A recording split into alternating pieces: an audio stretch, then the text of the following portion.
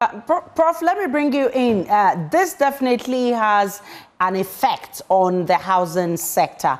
For a long time, the housing deficit has stayed at 2.8 million. Thankfully, around 2021, we started seeing some improvement. Currently, we are at 1.8 million. It is a big relief, actually, but definitely there's more work to do.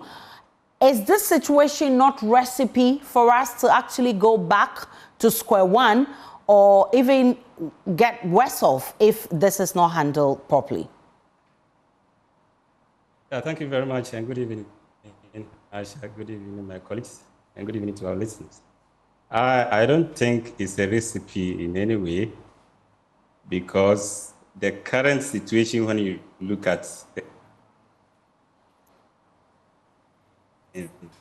is as a result of election year. And you know, in election year, most of the dead government project has suddenly been resurrected. And so the demand for cement component for this project is very high. For example, when you take the Agenda 111, most of them are now actively at the finishing stages, whereby plastering, as Sami will agree with me, consume a lot of cement. Then, secondly, most of these projects are in the hinterland, whereby you have to transport these cements to these areas. For example, as such, this afternoon, when I checked at the Bunkurugu border, the border between Ghana and Togo, the cost of one bag is 110 Ghana cedi from our side of the border. But then when you cross to the other side,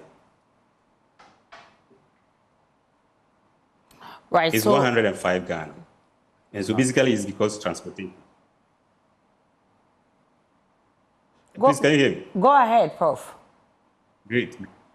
So like I'm saying, so the issue is about transport. The cost of transportation is so high due to the prices in petroleum products.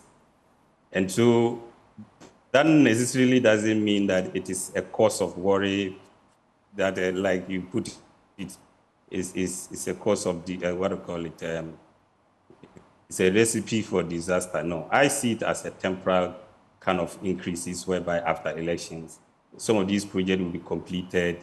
And when we go to the individual level, certainly people will still be building gradually. And so the demand will certainly come to stability. And so that's my take for now.